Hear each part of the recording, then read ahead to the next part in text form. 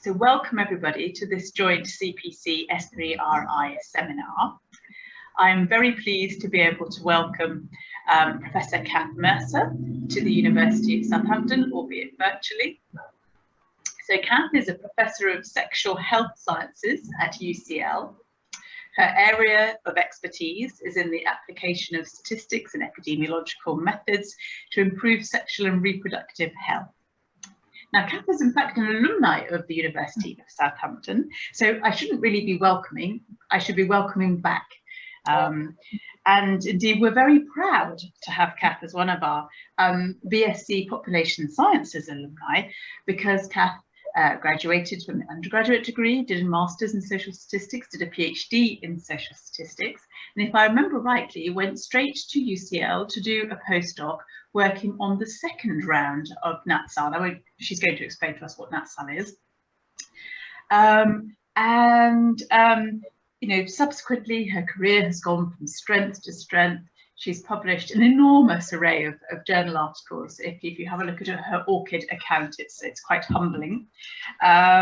And went on to become the joint PI, or PI, I'm not quite sure which, of Natsal itself. So a fantastic career. And we're very pleased that you've come to sort of give us an update on what it's been like trying to continue this work during COVID, and maybe also sort of hopefully post-COVID.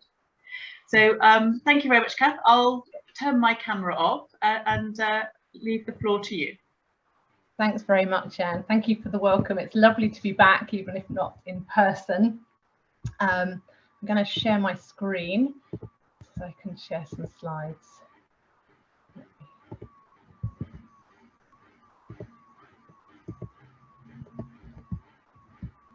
Can people see that? Yep. Fantastic, thank you.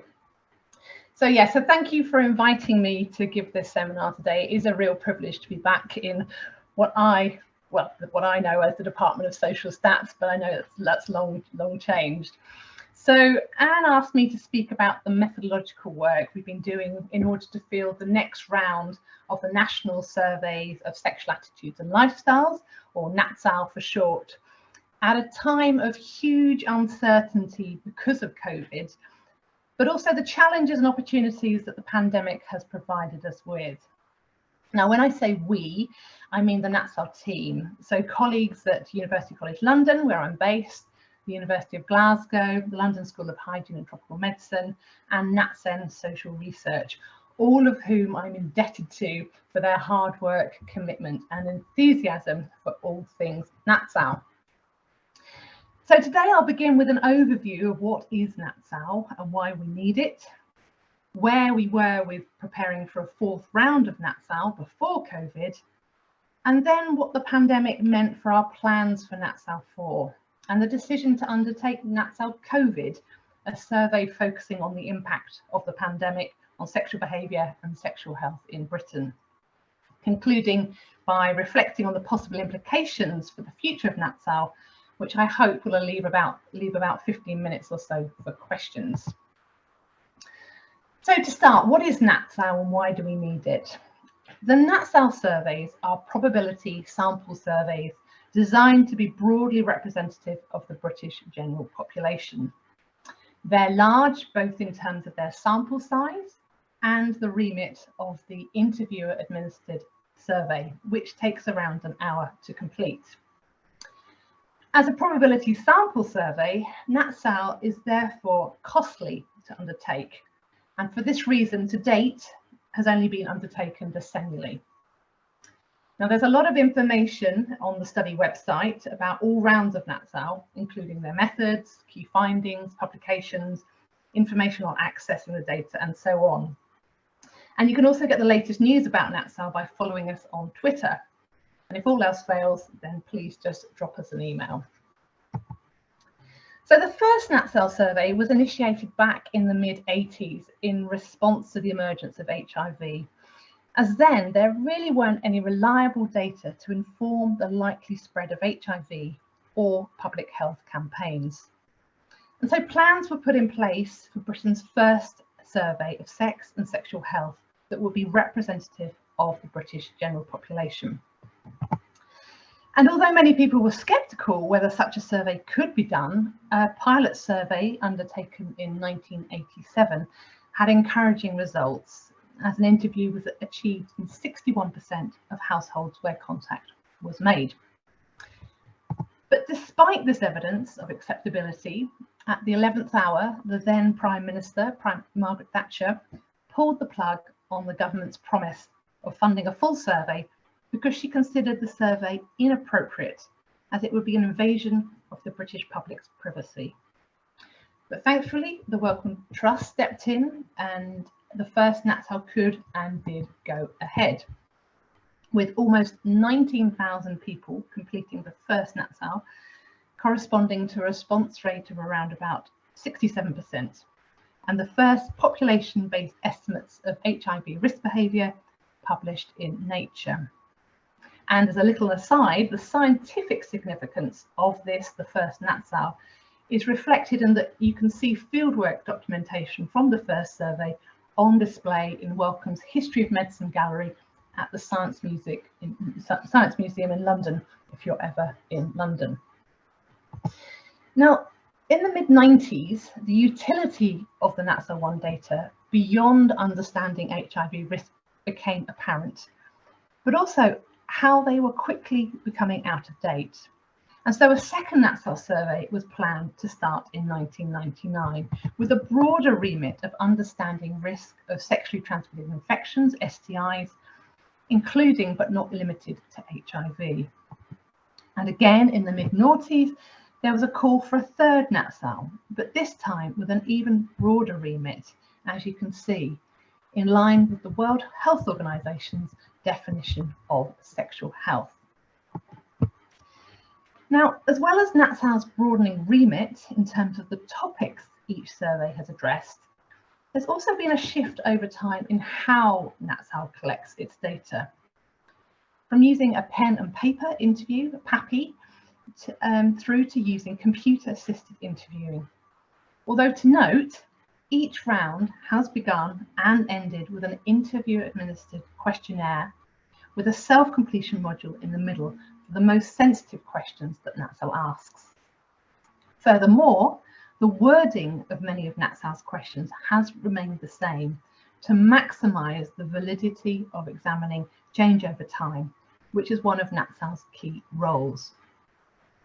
Now, there have been changes in the age range of the target population, as you can see, and the inclusion and focus of boost samples, reflecting how each round has slightly different research priorities and, of course, the finite resource available to deliver each round. There's also been an increasing importance over the rounds of biosampling, first introduced in Natsal 2, and also data linkage to complement and enrich the survey data. Now, the initial findings from Natsal 2 and Natsal 3 were each published as a series of papers in The Lancet. You put together a 3-minute video summarising Natsal 3's findings, which I'm going to play now to give you a flavour of these. So let me just share this. And keep that one in. Okay, now hold on to your hats because it does go rather quickly. The British National Survey of Sexual Attitudes and Lifestyles, or Natsal, is one of the largest studies of sexual behaviour of its kind. First conducted in 1990 and again in 2000 and 2010, the most recent report combines the results of over 45,000 respondents, recording the dramatic changes in our sexual lifestyles over the past 60 years. Over time, we've been able to observe a decline in age at first sexual intercourse, an increase in the number of lifetime sexual partners, and an expansion of heterosexual repertoires and more varied sexual practices. Our attitudes to relationships have changed, with increasing acceptance of same-sex partnerships and greater disapproval of non-exclusivity in marriage. Reporting of recent sexual activity declined with age, and older people had lower levels of sexual satisfaction, with those in poor health reporting decreased sexual activity and lower satisfaction independent of age and whether or not they had a current partner. When asked whether they felt their health affected their sex lives, about 1 in 6 people said that it did. Of these, only 1/4 of men and 1/5 of women had sought any clinical help or advice. The third survey provides information on the prevalence and risk factors of 4 key STIs. The most common of these is the human papillomavirus, HPV. Certain high-risk types of HPV are associated with an increased risk of cervical cancer and were found in nearly 1 in 6 women aged 16 to 44. Chlamydia affected slightly more than 1% of the population, peaking in younger age groups, whereas gonorrhea and HIV affected less than 1 in 1,000 and was limited to those with recognised high-risk factors. Sexual health clinic attendance and HIV testing uptake have increased significantly over the last decade, especially by those at highest risk, in line with national strategies to improve access to services. Natsal 3 has produced the first reliable estimates of the number of unplanned pregnancies in Britain. Around 1 in 10 women aged 16 to 44 experienced a pregnancy in the past year, of which 16.2% were unplanned and 29% scored as ambivalent. While pregnancies among 16 to 19-year-old women are more likely to be unplanned, the majority of unplanned pregnancies occurred among 20 to 34-year-olds. Natsal 3 is the first of the surveys to ask women and men about their experience of sex against their will, or non-volitional sex. Non-volitional sex is more commonly, but not exclusively, reported by women, and is predominantly an experience of younger age. In the majority of instances, the perpetrator is someone known to the individual. Overall, among women, current or former intimate partners form the greatest proportion of perpetrators. Significant barriers to reporting remain, with less than half of women and 1/3 of men indicating that they told someone about the event, and fewer still reported it to the police. The dramatic changes in sexual lifestyles that have been captured by the 3 Natsal studies present both public health challenges and opportunities. Public health programs need to embrace the evidence of change to ensure that services and preventative interventions are appropriate for current lifestyles and that their aims are consistent with a broader definition of sexual well-being.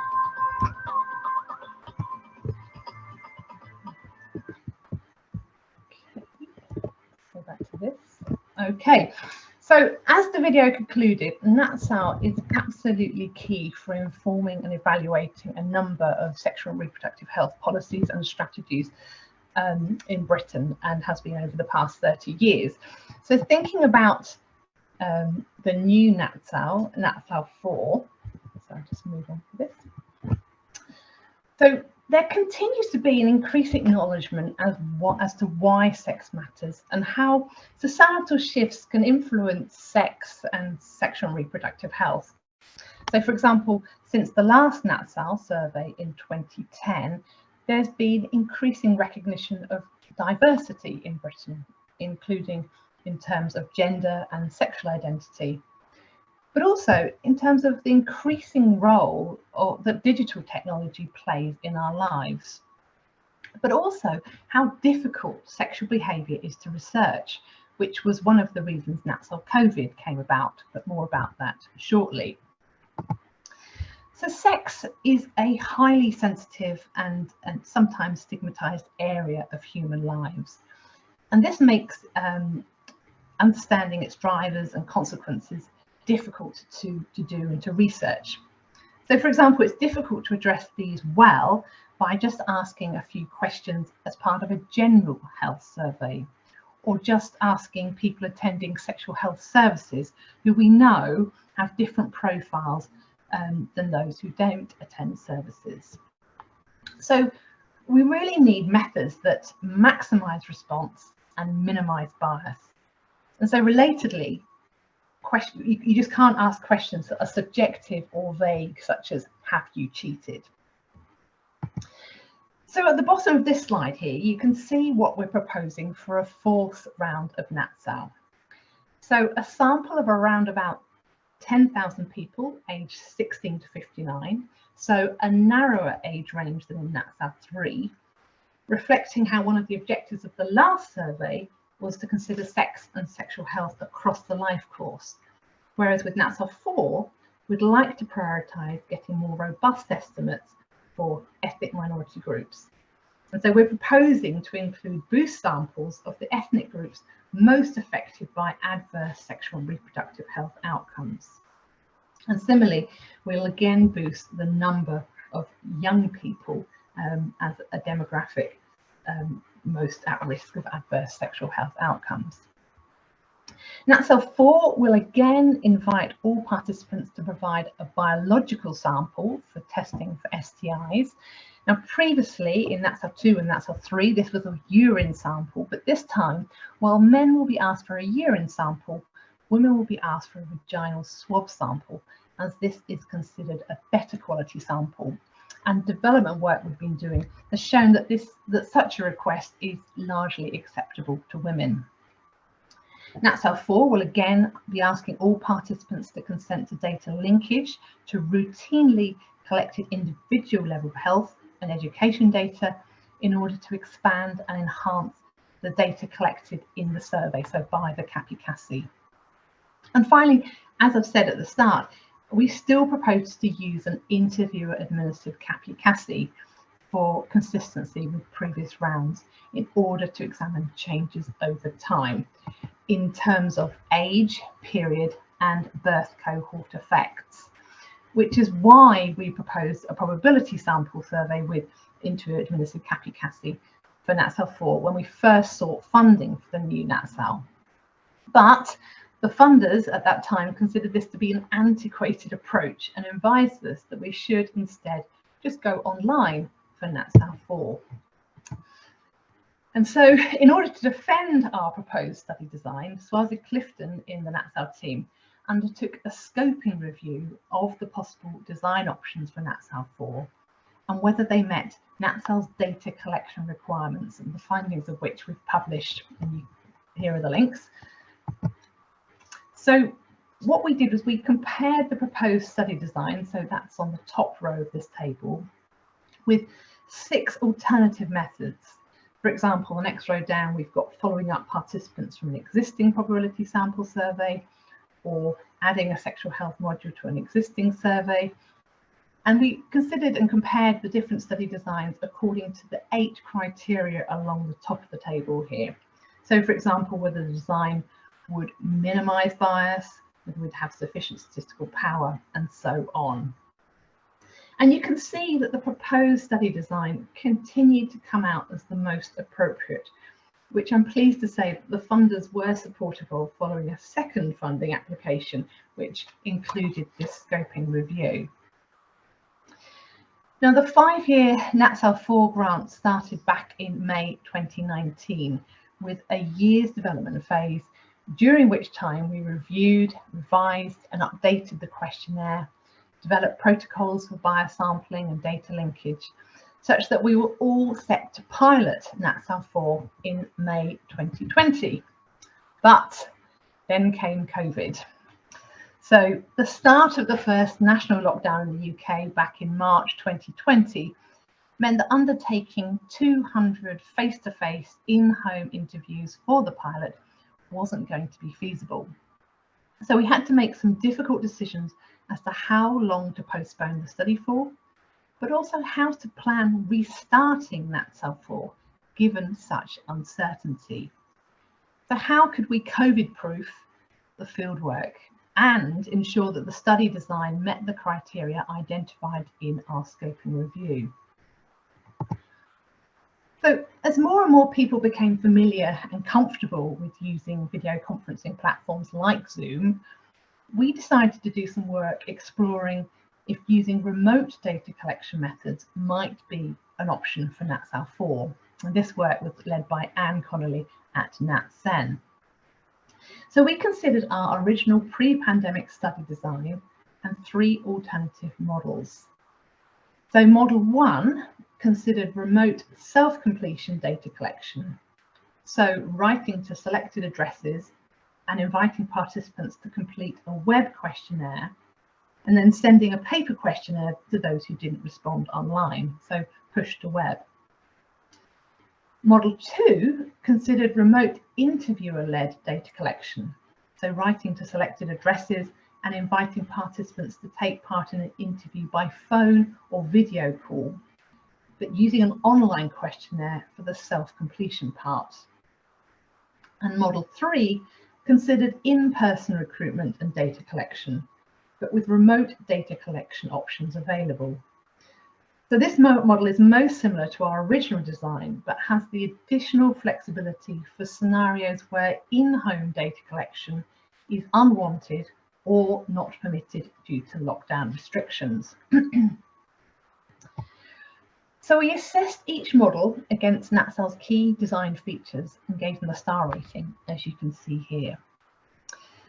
Now, while the remote options, models 1 and 2, would enable the collection of some data, we anticipated significant drawbacks in terms of the response rate and subsequent sample bias, since both rely on participants opting into the study, an inability to include boost samples, which, as I've said, are very important for getting robust estimates for the most for groups particularly at risk of adverse sexual health outcomes.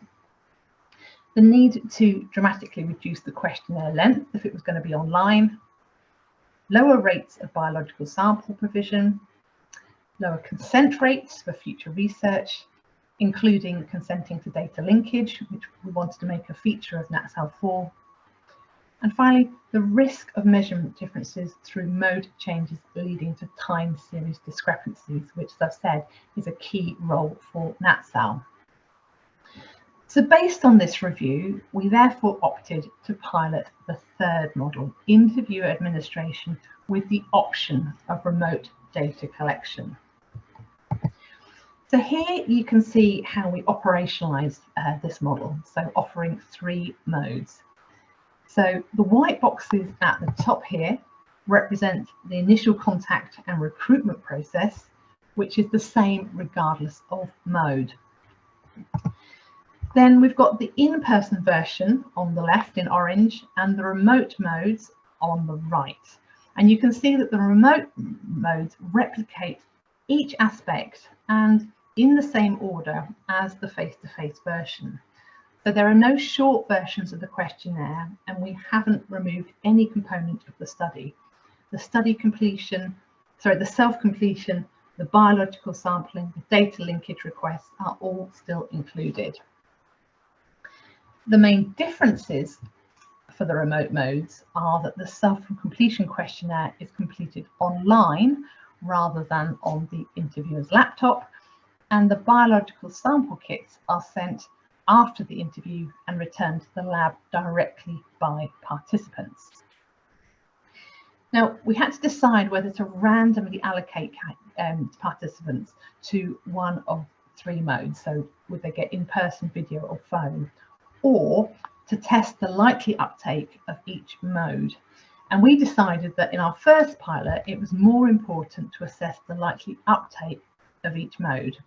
But in our second pilot, which we ran earlier this year, we presented the face-to-face mode as the preferred option, with the remote mode only offered to participants as a plan B. Now, the changes to our data collection model presented a number of challenges, solutions to which we've now tested in 2 pilots. So we had to decide how to implement the self-completion element of the study in the remote modes. So the original plan was to sandwich the self-completion between the interview-administered elements. Now, for the remote modes, it might make more sense to move the self-completion elsewhere. But to avoid order effects and the risk of non-completion, we opted to retain the original placement. And what interviewers do now is they simply stay on the call while participants complete the self-completion questionnaire online. The seemingly simple issue of physical fieldwork documents does not sadly have a simple solution. So sensitive interview questions, of which there are plenty in Natsal, as you can imagine, often rely on the use of show cards to help minimise embarrassment and maintain privacy.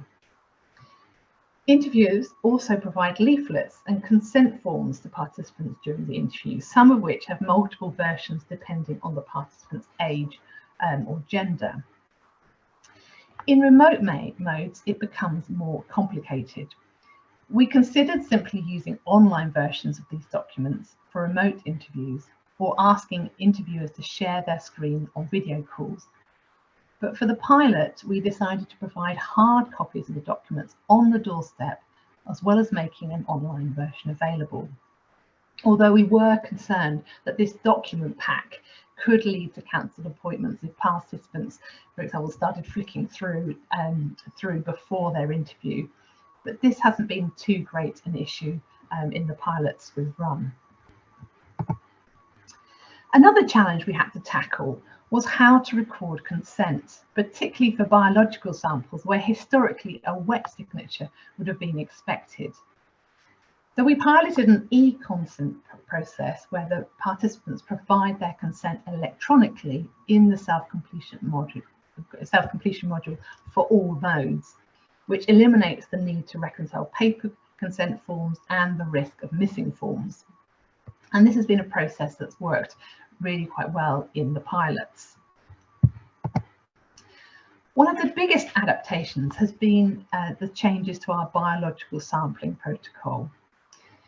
So for remote interviews, we considered two possible options: either sending self-completion kits in the post and asking participants to return the samples themselves, or interviewers returning to the home of remote participants to administer a socially distanced collection from the doorstep.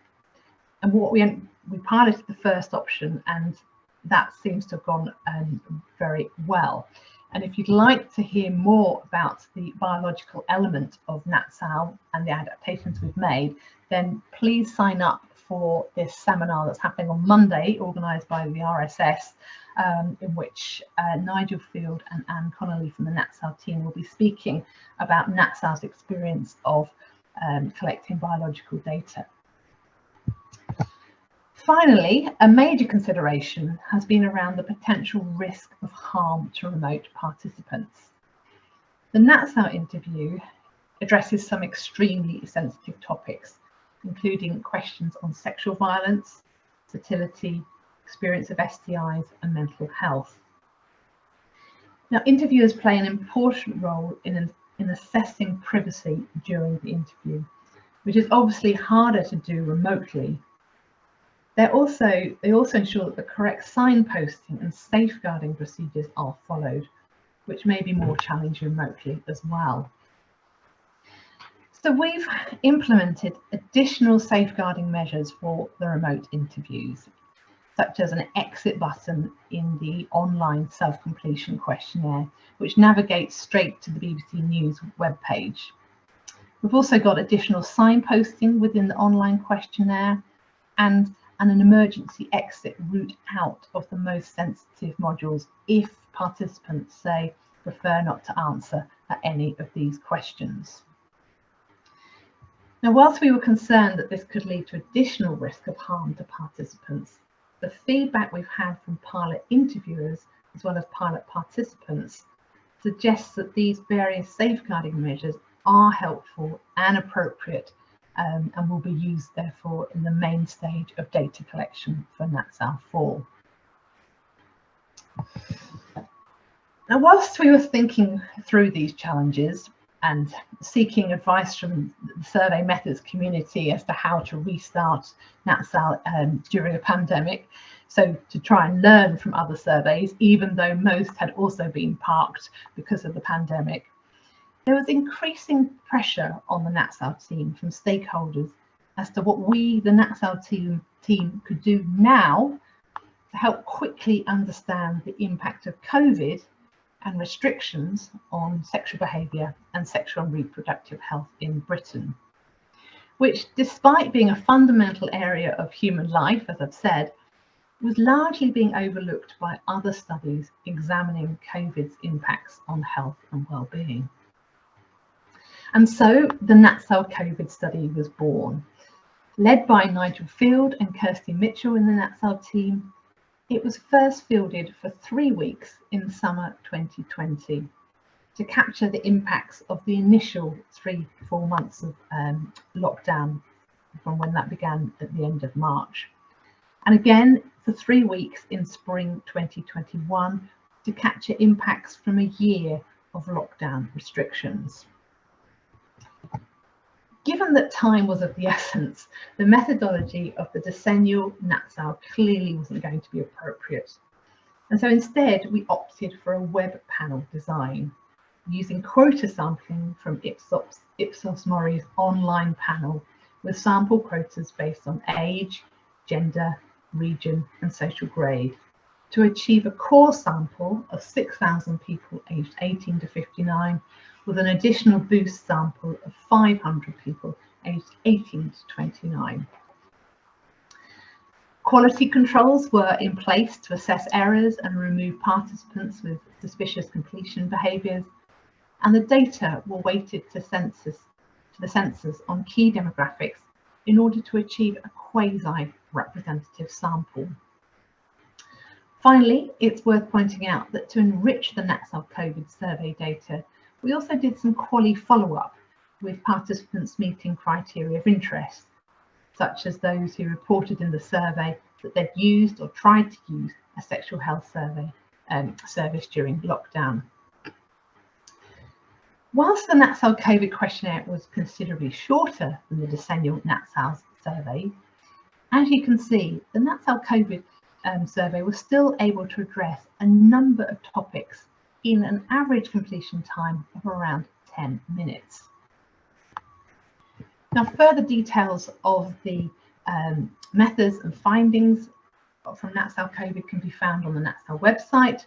So just very briefly, some headlines to give you a flavour of the findings. So we found out that in terms of sexual behaviour during the first 4 months of lockdown, so from the first wave of Natsal COVID, that overall there wasn't a sex drought as some had anticipated, with 63% of people in Britain saying they'd had sex with someone since lockdown, and half perceiving no change in the amount of sex they were having, and 2/3 perceiving no change in how satisfied they were with their sex lives. All of which makes sense, as most people in Britain aged 18 to 59 live with a partner, and relatedly, it's perhaps not surprising that 3/4 of those reporting sex since lockdown were in a cohabiting relationship. But if we drill down and take account of partnership status, then as we'd expect, given the nature of the social restrictions, those who weren't living with their partner, many of whom were young people, reported less frequent sex, but were more likely to report non-partnered sex, so masturbation, sex toy use, and virtual sexual activities. And were also more likely to report changes in their frequency and satisfaction, typically declines. Relatedly, Natsal COVID found that those not living with a partner were also more likely to report physical, intimate contact with someone they didn't live with, so someone from outside of their household, which was estimated in the survey at around 1 in 10 for the population as a whole. In terms of the impact of COVID and lockdown on sexual and reproductive health need, Natsal COVID found that 1 in 5 sexually active men reported needing condoms but not being able to access them during lockdown. And as another indicator of unmet sexual health need, 1 in 10 Natsal COVID participants reported at least one unsuccessful attempt to access sexual and reproductive health services, although most eventually did so.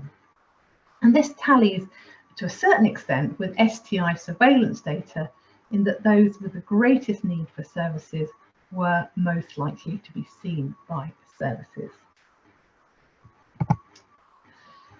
So the Natsal COVID study has generated some really useful data, and very quickly. And so this begs the question, could this be the end of the decennial Natsal survey? Well, I think the answer there is possibly, in terms of how Natsal has been run to date, as I think COVID has made many rethink the timelines of generating and disseminating evidence.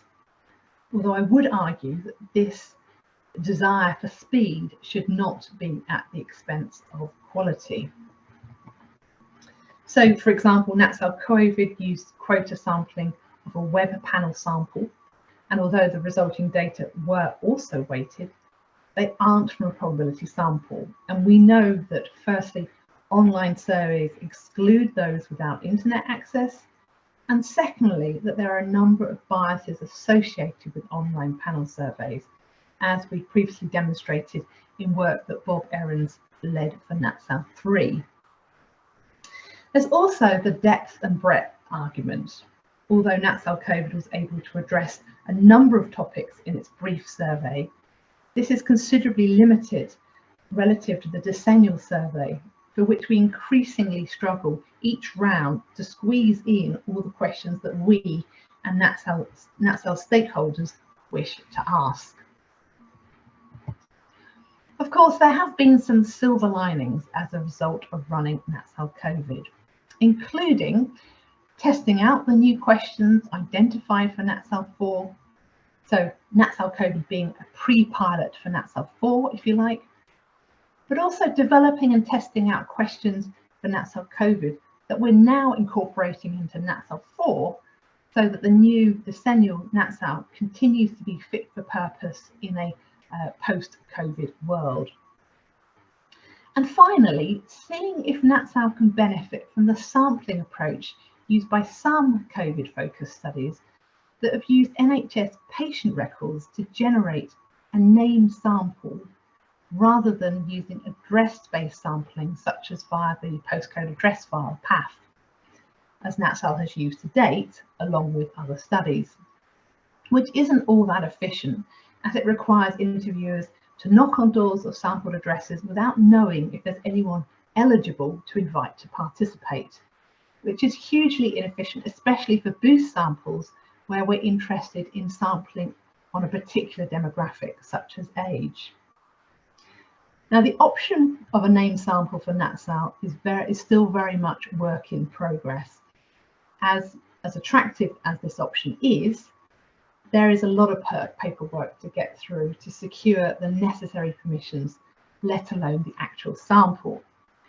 And we recognise that using a named sample from patient records is not a silver bullet, as it has its own challenges in terms of coverage and bias. So where are we now with Natsal 4? Well, we've now completed 2 pilots. The first was last summer, last June, July, and the second was in February, March this year.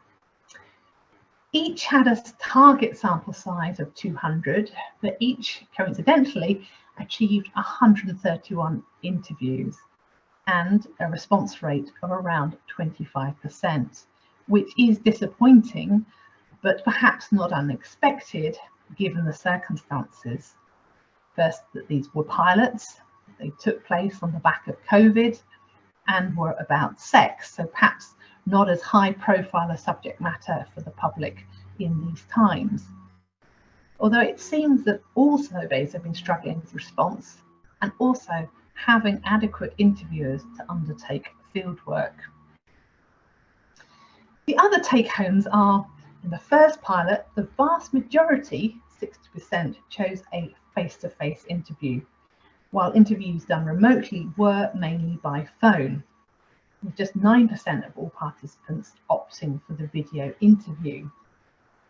And so we therefore decided just to take forward one remote mode, the phone interview with online self-completion, for our second pilot, which also helped to streamline processes in the field. We found that the proportion who consented to providing a biological sample and also to data linkage, the proportions were in line with what other surveys are getting. So lower in the remote modes, again, as in other surveys. However, we did have some hiccups in pilot 1 with the number of samples actually being tested in the lab, but this has now been addressed and things are working well according to pilot 2. The interviewers reported that their biggest challenge was selling the survey on the doorstep, with some suggesting that we should be more explicit in that the survey is about sex, rather than health and relationships as it's currently introduced. Whilst other interviewers felt that the softly approach was the best way to initially engage potential participants. And so upon reflection, we've decided to stick with this softly approach and put more effort into interviewer training to sell the importance of the need for Natsal when they're on the doorstep. So to convince people to take part in Natsal 4. Interviewers also felt, and as we found from qualitative follow-up we did with some Pilot 1 participants, that overall the content, length, order and flow of the questionnaire worked pretty well, with low levels of item non-response, typically around 1 to 3%. And so we didn't have to make difficult decisions around which question topics to lose or drastically revise ahead of the second pilot. The main take home from the second pilot has been that an even larger proportion, 81%, opted for a face-to-face interview rather than doing Natsal by phone. And again, the actual questionnaire seemed to work well, along with the biological sampling and data linkage elements. So I think the main challenge, therefore, is how we optimize response, how we get buy-in to participate in the survey. And this is something that we're working closely with the fieldwork team to prepare for, and once the survey is in the field, to monitor. So in that respect, where are we with Natsal 4? So these are our current timelines. We're planning to start the 15 months of what we call main stage fieldwork in September, using a PAF sample for the core and young person boost sample. And at the same time, we're continuing our mission to try and secure a named sample from NHS Digital for at least the ethnic minority boost sample, and possibly, timelines permitting, to supplement the PAF samples. In the spirit of disseminating the data as quickly as possible, we're planning to make available a preliminary data set to researchers in September 2023, which will be based on the first 9 months worth of data in order to help researchers to start planning analysis. And then a final cleaned and weighted data set will be available, we hope, by April 2025, which then gives the Natsal team just a year to get out the key outputs, which is why we are making the data available as soon as possible to increase the effort and resource available for helping to get out the Natsal 4 findings as quickly as possible. However, as a study team, we're tasked with creating the most beneficial Natsal resource and outputs for the most beneficiaries. And so outputs that aren't just about the data. And so please do take a look at the Natsal website, where you can find the questionnaires, technical reports, preprints, infographics, and so on, which are all freely available to download and we hope help with your research. So on that note, I'll end, and I'll just say a big thank you, including you for watching and listening, and I look forward to hearing your questions just now.